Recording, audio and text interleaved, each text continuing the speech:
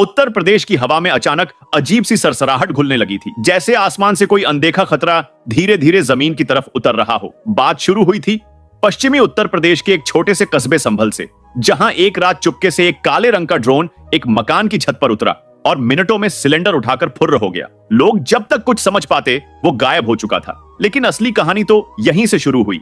अगले ही दिन अलीगढ़, मुरादाबाद, मेरठ और बरेली से आने लगी एक जैसी रिपोर्ट्स। छतों से गायब होते सिलेंडर, पेट्रोल की टंकियां, यहां तक कि एटीएम मशीनों के खुले हुए ढक्कन और उड़ते हुए कुछ ब्लैक ड्रोन कैमरे में कैद हुए, जिनमें से कुछ की उड़ान की दिशा पाकिस्तान बॉर्डर की ओर रिकॉर्ड हुई। पुलिस हैरान, जनता परेशान और पूरे राज्य में मच गया कोहराम। लोगों ने अपनी छतों पर लोहे की जालियां लगानी शुरू कर दी, मगर चोर ड्रोन अब और भी शातिर हो गए थे। वो अब सीधे दुकानों के ऊपर मंडराने लगे थे और जैसे ही दुकानदार ध्यान भटकाते, पलक झपकते ही नकदी, सोना या मोबाइल खींचकर लेकर उड़ जाते। एक दिन तो लखनऊ के गोमती नगर में एक शादी समारोह से 25,000 की शगुन की लिफाफा उड़ाते पकड़ा गया ड्रोन सीटीवी में दिखा, मगर उसका ऑपरेटर नहीं मिला। पुलिस की कई टीमें गठित की गईं, एसटीएफ और एटीएस तक एक्टिव हुई और साइबर सेल को जो डेटा मिला वो होश उड़ा देने वाला था। ड्रोन को ऑपरेट किया जा रहा था हाई फाई प्रोग्रामेबल सॉफ्टवेयर से, जो थाईलैंड और नेपाल के आईपी से लिंक हो रहे थे, और ड्रोन खुद चीनी टेक्नोलॉजी से मॉडिफाई किए गए थे। यही नहीं, उन्हें रात में दिखाई ना दे ऐसे स्टेल्थ मोड और थर्मल कैमरा ब्लॉकर से लैस किया गया था। जांच बढ़ी तो सामने आया कि यूपी के ही कुछ टेक्नो स्मार्ट लड़के टेलीग्राम के जरिए डार्क फ्लाई नाम के एक गुप्त ग्रुप में जुड़कर इन ड्रोन को मॉडिफाई करके विदेशों में बिकवाते और फिर उन्हीं से चोरी करवाते थे। हर चोरी के बाद ड्रोन एक सुनसान खेत, सूखे कुएं या परित्यक्त मकान में उतरते, जहां से उसे एक अलग टीम उठा लेती और अगले मिशन के लिए तैयार करती। मीडिया ने इस गुत्थी को ड्रोन डकैती गैंग का नाम दिया और टीवी चैनलों पर दिन भर इसी की चर्चा होने लगी। लेकिन असली विस्फोट तब हुआ जब एक रात प्रयागराज में एक युवक के हाथ एक घायल ड्रोन लग गया, जिसे उसने खोलकर देखा और उसमें मिला एक छोटा सा चिप, जिसमें 11 जिलों के नक्शे, बैंक शाखाओं की जीपीएस लोकेशन और 4 हाई प्रोफाइल नेताओं के घर के नक्शे थे। ये देखकर सरकार तक हिल गई।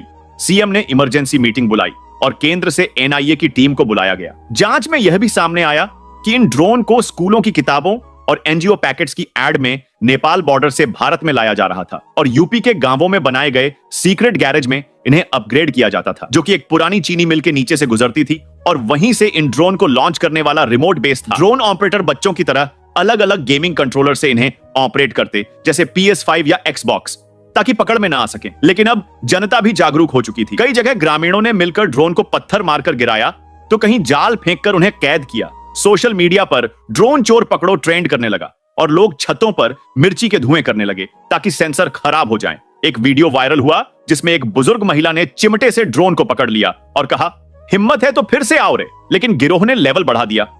अब वो गैस सिलेंडर या पैसे नहीं, बच्चों के स्कूल बैग, फार्म हाउसों की तिजोरियां और मंदिरों की दान पेटियां उड़ाने लगे। एनआईए की रिपोर्ट में खुलासा हुआ कि यह कोई छोटा मोटा चोर गिरोह नहीं, बल्कि एक बड़ा अंतरराष्ट्रीय नेटवर्क था जो पाकिस्तान, बांग्लादेश और दुबई से संचालित होता था। और भारत में इसके एजेंट छोटे छोटे मोबाइल रिपेयरिंग दुकानदार, आईटीआई छात्र और बेरोजगार ग्रेजुएट थे। यूपी सरकार ने फौरन एंटी ड्रोन स्क्वाड बनाने की घोषणा की और लखनऊ, वाराणसी, नोएडा में ड्रोन जैमर्स लगाए गए। लेकिन गिरोह का अगला वार और भी घातक था। एक रात वाराणसी के एक थाने के ऊपर ड्रोन से टीयर गैस छोड़ा गया और सब इंस्पेक्टर की पिस्टल ही गायब हो गई। यह वो मोड़ था जहां सिस्टम पूरी तरह अलर्ट में आ गया। अब हर जिले में छतों की निगरानी के लिए पुलिस की ड्रोन यूनिट गश्त करने लगी और लोगों से अपील की गई कि कोई भी अज्ञात उड़न वस्तु दिखे तो तुरंत 112 पर कॉल करें। मगर अभी तक इस ड्रोन चोर गिरोह का मास्टरमाइंड नहीं पकड़ा गया है, जो कि शायद किसी फार्म हाउस में बैठा अपने लैपटॉप से अगली चोरी की स्क्रिप्ट लिख रहा है। और कहीं ऐसा ना हो कि अगली बार जब आप अपने छत पर खड़े हो तो कोई काला साया चुपके से आपकी तरफ बढ़ रहा हो और आप जान भी ना पाएं कि आप अगला शिकार बनने वाले हैं।